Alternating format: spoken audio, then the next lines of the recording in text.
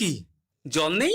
জল শেষ হয়ে গেল নাকি? এই জানো তো, গ্রামের সব জলাশয়ের জলস্তর না নেমে গেছে, পুকুরও শুকিয়ে গেছে, কুয়োতে জল অনেক নিচে চলে গেছে। কি যে হবে কে জানে। এই বছর তো বৃষ্টি হয়েছে কম, তার উপর মানুষজন জল ব্যবহারের চেয়ে নষ্ট করে বেশি। দেখি মহারাজকে বলতে হবে।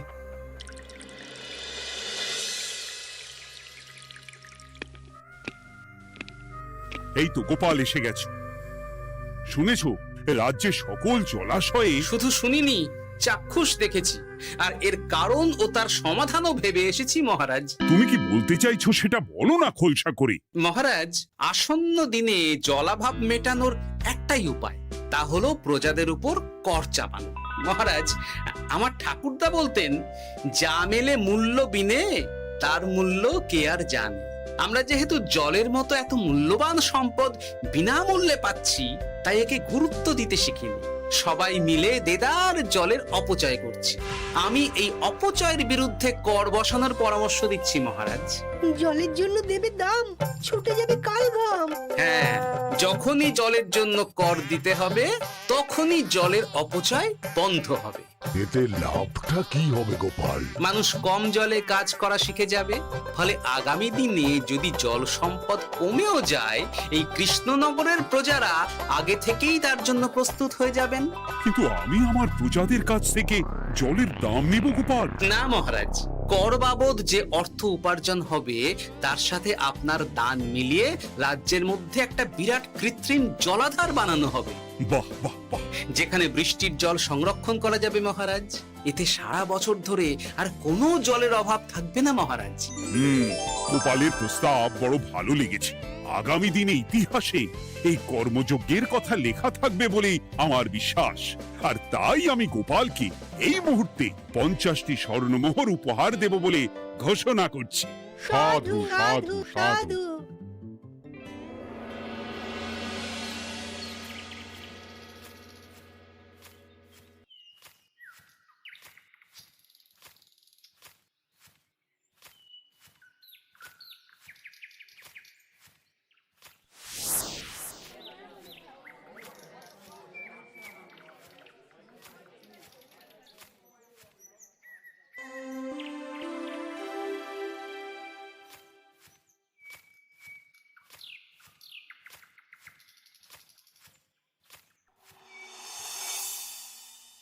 মানে আমার এই এতটুকু স্বাদ তুমি পূর্ণ করবে না?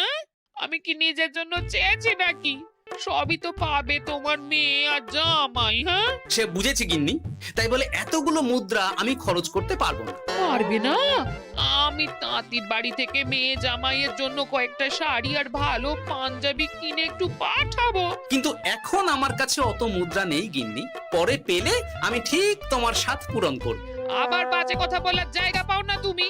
এতক্ষণ কোথায় ছিলে গো? আমি বেলায় নদীর পাড়ে গিয়েছিলাম, তখন কমলা আমাকে বলল তোমায় নাকি দেখেছে। কি দেখেছি?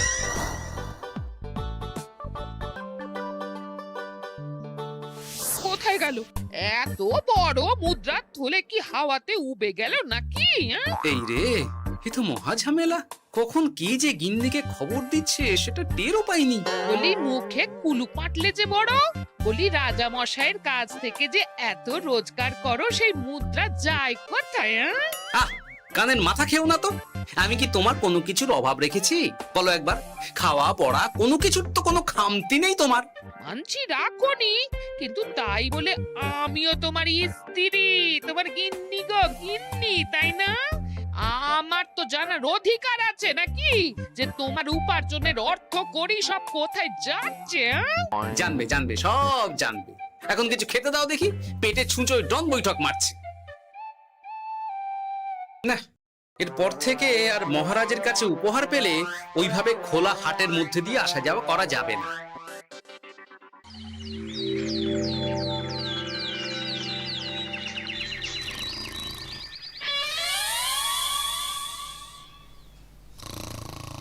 তোমার আর কোনো চিন্তা নেই গোপাল। আমি তোমার মাসোহারা তো বাড়িয়ে দিলাম, সঙ্গে প্রত্যেক দিন তুমি 10 মোহর করে পারিতোষিক পাবে। এই নাও।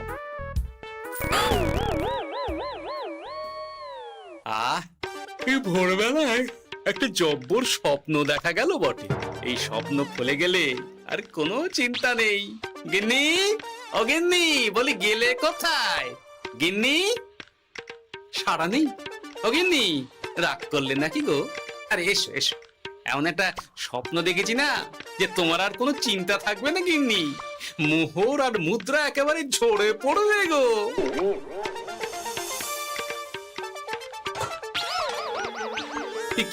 এইসব ফলাহার সাজিয়ে রেখে গেল কোথায় গিন্নি? নিজের বাপের বাড়িতে তো যাবে না, কেউ নেই সেখানে। মেয়ের বাড়ি গেল নাকি? না, মেয়ের বাড়িতে তো গিন্নি যায় না। তাহলে না না, খালি পেটে এত ভাবতে পারছি না। আগে মুখ হাত ধুয়ে এসে কিছু খেয়ে নি, তারপর দেখি গিন্নি কোথায় গেল।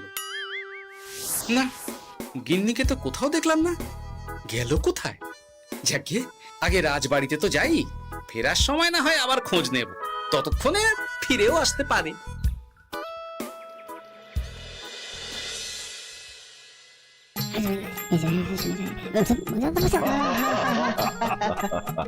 বাহ বাহ বাহ, একেই বোধহয় বলে সঙ্গগুণ। অনেকদিন এত হাসি নিয়ে। যা বলেছেন মহারাজ। হাসির চোটে পেটে ধরছে খিল। কর্তার গিন্নিতে দেখছি রয়েছে অনেক মেল।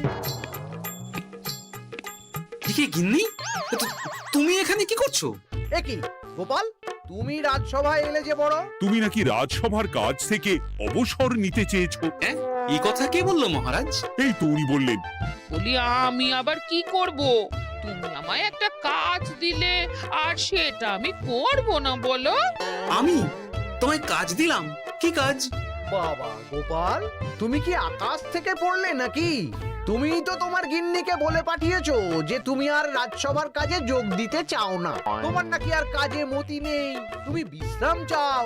এই রে, গিন্নি দেখি ভয়ঙ্কর চাল দিয়েছে। আমার নামে রাজসভায় এসে এইসব বলেছে। তাই কথা ঠিকই গোপাল, যে তোমার অবসর গ্রহণের কথা শুনে আমি বিশেষ মনমরা হয়ে পড়েছিলাম। কিন্তু তোমার গিন্নি যেভাবে রাজসভায় হাসি মজা হুল্লোড় পরিবেশন করছে, তাতে আমার মনে হচ্ছে এ সাপে বড় হয়েছে। এই বেলা যদি গোপালকে কায়দা করে রাজসভা থেকে তাড়ানো যায়, তাহলে আমার পথ থেকে বিরাট বড় একটা কাঁটা উপড়ে ফেলা যাবে। গোপাল গিন্নি সবার মধ্যে বিলিয়েছেন হাসি, তার জন্য রাজামশাই হয়েছেন ভারী খুশি। হ্যাঁ গোপাল, তাই আমি ঠিক করেছি তোমার স্থানে আমি তোমার গিন্নিকেই বহাল করব। হ্যাঁ, তোমার সঙ্গে ঘর সংসার করে ওর বুদ্ধি বেশ খোলতাই হয়েছে, সেটা বোঝাই যাচ্ছে। এছাড়াও আমাদের অনেক পরামর্শ দিয়ে সাহায্যও করতে পারবে। তাছাড়া উনি মহিলা বলে অন্দরমহলেও যেতে পারবেন, রানীমাও খুশি হবেন বলেই তো আমার বিশ্বাস। কি গোপাল গিন্নি, তোমার এই কাজ করতে কোনো আপত্তি নেই তো? আপত্তি কেন থাকবে মহারাজ? আমি ধন্য আপনি আমায় এত বড় সম্মান দিচ্ছেন বলে। এ তুমি আমার কত বড় সর্বনাশ করলে গিন্নি। তুমি কিনা শেষে আমার চাকরিটাই খেলে। এটা গোপালের জন্য বড় ভালো হলো, তাই না? কোনো কাজ করতে হবে না, কিন্তু রোজগার আগের মতোই থাকবে। অবসর আর উপার্জন একসাথে। না হয় গোপাল, তুমি আর এখানে কাঁচুমাচু মুখে দাঁড়িয়ে না থেকে নিজের বিশ্রামে ব্যাঘাত ঘটিও না। আমাকে সবার কাজ শুরু করতে দাও। যথা আজ্ঞা মহারাজ।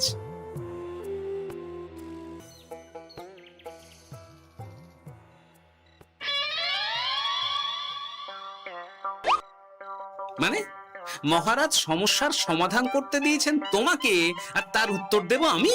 কেন? তুমি আমার চাকরি খাবে আর তোমার সেই চাকরি রাখার দায় নেব আমি? হ্যাঁ হ্যাঁ, নেবে। মানে কাল রাজসভায় মহারাজের সমস্যার সমাধান করব, সেই মতো কথা দিয়ে এসেছি। হ্যাঁ, আগাম 10টা মুদ্রাও বাগিয়ে এনেছি। তার থেকে তোমায় একটা মুদ্রা দিলাম। এখন মানে আমাকে উত্তর বলে দেবে, না হলে আমি কেন দেব? আমি পাবো একটা মুদ্রা, আর তুমি আমার কাছে উত্তর জেনে নিয়ে সেটাই বলে পাবে 9 মুদ্রা। কিছুতেই না। বলবে না? না। তাহলে ভালো করে শুনে রাখো, আজ থেকে ঘরের উনুনে হাঁড়ি চড়বে না। চাকরি তো খুইয়েইছো, এবার না খেয়ে প্রাণটা খোয়ানোর জন্য তৈরি হয়ে যাও। হ্যাঁ। ওরে বাবা, এমন কথা কেন বলছো গো গিন্নি? তুমি তো জানো যে খিদে একদম সহ্য করতে পারি না। এখন যদি তুমি এইসব বলো, তাহলে আমার রক্ষে নেই গো। বেশ, তাহলে তাহলে আমি যা জানতে চাইছি সুসুর সুসুর করে বলে ফেলো দেখি। এ আমি কি শাঁখের করাতে পড়লাম রে বাবা! ঠাকুর, এত দুর্ভোগ লেখা ছিল, ঘরে বাইরে সব জায়গায় এত হেনস্থা যে সহ্য করা যায় না ঠাকুর।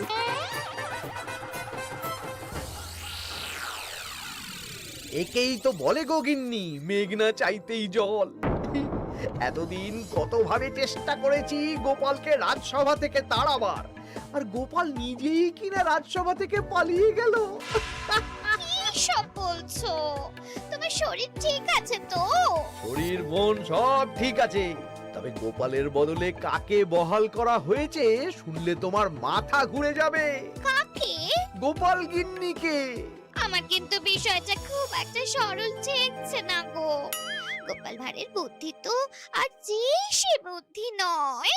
উনি যাই করেন খুব ভেবে চিন্তে করেন, এর পেছনে আবার কোনো মতলব নেই তো। এটা তুমি মন্দ বলনি গিন্নি।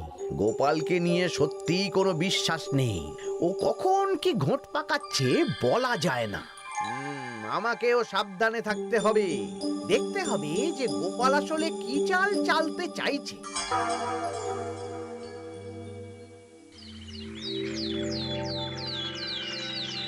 হ্যাঁ গোপাল গিন্নি, এই একটাই প্রশ্ন আমায় সারা রাত ধরে জাগিয়ে রেখেছে। মানুষ মরে ভূত হয়, ভূত কি মরে? তাহলে ভূত মরলে কি হয়? ইয়ে মানে মহারাজ, এই প্রশ্নের উত্তর আমার আজকে দিতে ইচ্ছে করছে না। হ্যাঁ, আমি না হয় আপনাকে আগামীকাল এই প্রশ্নের উত্তর দেব, ঠিক আছে? হ্যাঁ, গাছ থেকে পড়ে গেলে জাপটে ধরে ডালকে। আজকের প্রশ্নের উত্তর উনি দেবেন কালকে। না হে গোপাল গিন্নি, তা হয় না। এই প্রশ্ন আমাকে সারা রাত বিচলিত করেছে। আবার যদি আজকেও এই প্রশ্নের উত্তর না পাই, তাহলে তো আবার একটা নিদ্রাহীন রাত আমাকে কাটাতে হবে। ইয়ে মানে আমি বলছিলাম কি মহারাজ, গোপাল গিন্নি তো সদ্য এই কাজে বহাল হয়েছে, তাই তাকে তো একটু সময় দেওয়া দরকার নাকি? কিন্তু প্রশ্নের উত্তর না পেলে যদি মহারাজের শরীর খারাপ হয়, তার দায় কে নেবে মন্ত্রী মশাই? এই রে, এখন আমি কি করব? এ তো মহা বিপদে পড়লাম দেখছি। আচ্ছা মহারাজ, ঠিক আছে ঠিক আছে, আমি এই প্রশ্নের উত্তর দেব, কিন্তু আমার না একটু সমস্যা আছে। খোলা হাওয়াতে গিয়ে না দাঁড়ালে আমার ঠিক মাথা খোলে না, তাই বলছিলাম। তাই না হয় যাও, হাওয়া খেয়ে এসে মাথাটা খোলতাই করে নাও, কিন্তু এই প্রশ্নের উত্তর আমাকে আজকেই দিতে হবে। হ্যাঁ, উফ, এই যে কি সমস্যা! সারাদিন ঘরে বসে থেকে থেকে তো আমার সারা গায়ে বাদ ধরে গেল। সেই সকালবেলা আমাকে ফলাহার করিয়ে দিয়ে গিন্নি তো চলে গেছে রাজবাড়িতে চাকরি করতে। এদিকে আমার যে পেটে কিচ্ছুটি নেই, তার কি হবে? মহারাজ দোকানে গিয়ে যে ভালো মন্দ খাবো তারও উপায় নেই, তাহলেই তো কাঁড়ি কাঁড়ি খরচা। না, একবার দেখি তো উনুন ধরিয়ে অন্তত ভাতটা চাপাতে পারি কিনা, তাহলে গিন্নির ওই হাঁড়ি না চড়ার হুমকির হাত থেকে অন্তত বাঁচা যাবে।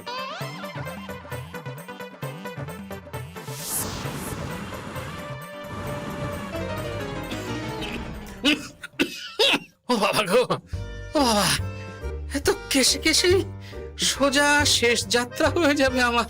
না, এর চেয়ে না খেয়ে মরাও ঢের ভালো। দেখি তুমি বাড়িতে কেন? এত হাঁপাচ্ছ কেন? ষাঁড়ে তাড়া করেছে নাকি? আরে না গো, মানুষ মরে ভূত হয়, ভূত কি মরে? তাহলে ভূত মরলে কি হয়? খোলা হাওয়াতে গিয়ে না দাঁড়ালে আমার ঠিক মাথা খোলে না। ও, এই হলো ব্যাপার। বেশ, এর উত্তর তোমায় আমি বলে দিচ্ছি। ভূত মরে প্রথমে এক ঝুড়ি অন্ধকার হয়, সেই অন্ধকার হাওয়াতে উড়ে বেড়ায়। এক সময় সেই অন্ধকার পাতলা হতে হতে কুয়াশার মতো হয়ে যায়। ব্যাস, মিটে গেল। ব্যাস, মিটে গেল। যদি রাজা মশাই এই কথা বিশ্বাস না করেন, তুমি হলপ করে বলবে আপনি যখন মরবেন একদম মিলিয়ে নেবেন মহারাজ, এর চেয়ে এক পা এদিক ওদিক হয় না যেন। হ্যাঁ, এই না হলে তুমি গোপাল ভাঁড় বুঝেছো তাহলে? এই তুমি চিন্তা করো না, রাজবাড়ি থেকে ফেরার সময় আমি তোমার জন্য অনেক অনেক বাজার করে আনবো, ঠিক আছে? এই আমি যাই। এ তো ভারী মজা হলো। মহারাজ তক্ষুনি প্রশ্নের উত্তর চাইলে গিন্নি এইভাবে সেই রাজবাড়ি থেকে দুধ দাঁড়িয়ে ছুটে আসছে উত্তর জানতে। আমাকে তুমি একটা চাল দিয়ে কুপকাত করেছো তো গিন্নি। এইবার বুঝবে কত ধানে কত চাল।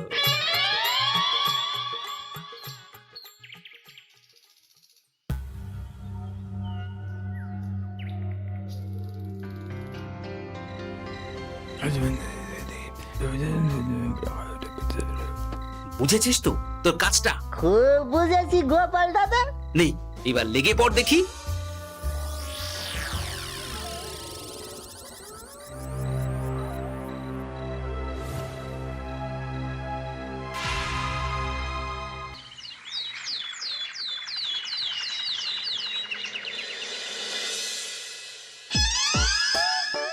তাহলে আর বলছি কি তোমাদের, সকালবেলায় উঠে দেখি মুখের এই হাল। এই কাণ্ড কি করে হলো মহারাজ? আহ, তার আমি কি জানি। আমি সকালে উঠে আয়নায় নিজেকে এই অবস্থায় দেখে খুব চিন্তায় রয়েছি। গোপাল গিন্নি, আগে মহারাজ, গোপাল থাকলে যে কাজ করতো সেটা তো তোমাকেই করতে হবে, বলতে হবে এর সমাধান কি। হ্যাঁ মানে আমি হ্যাঁ হ্যাঁ, আমার মনে আছে। তোমার তো আবার হাওয়া না খেলে চলে না। যাও যাও, তাড়াতাড়ি হাওয়া খেয়ে এর উত্তর নিয়ে এসো।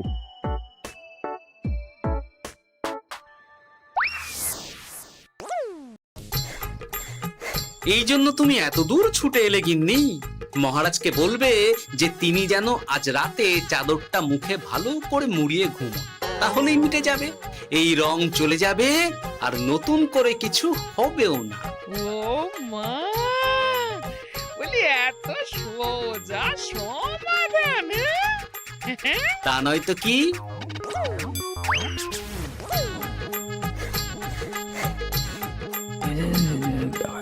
কাল সারা রাত আকাশে একবার দেখলাম চাঁদ উঠেছে, আর একবার দেখলাম ঘোর অমাবস্যা। এর কারণ কি? একই রাতে দুই তিথি হয় কি করে? আর একটা সমস্যা, হ্যাঁ, এটা আগে বললেই তো হতো মহারাজ।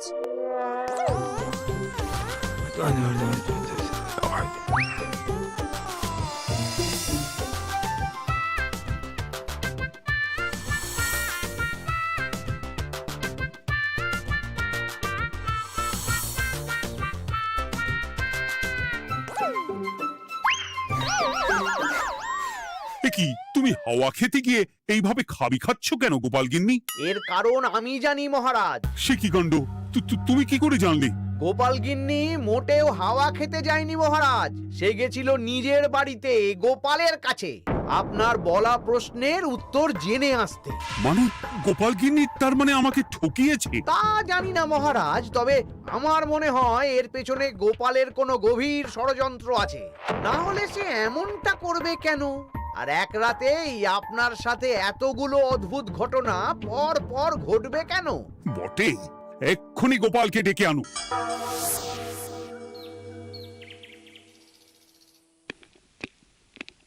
না মহারাজ, আমি সত্যি অবসর চেয়েছিলাম, আর তাই আমার গিন্নি আপনার কাছে এসে বলেছিল।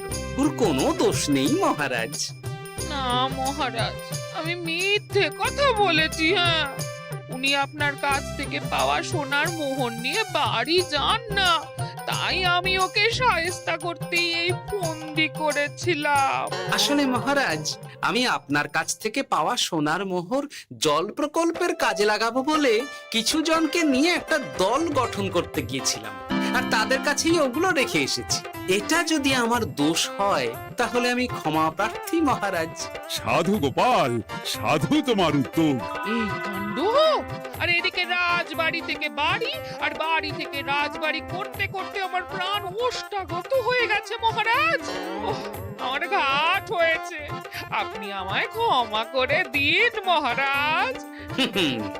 এইবার মজার টের পেয়েছ তো গিন্নি? আপনি আপনার আদরের গোপাল ভাঁড়কেই তার চাকরি ফিরিয়ে দিন মহারাজ। আমি যাই আমার হেসেল সামলাতে। কেলে পচা খুব ভালো করেছে বলতে হবে।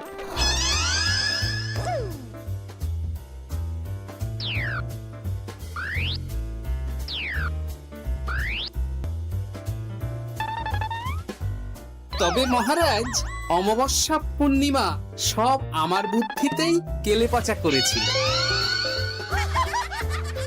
আপনার ওই মুখের রং,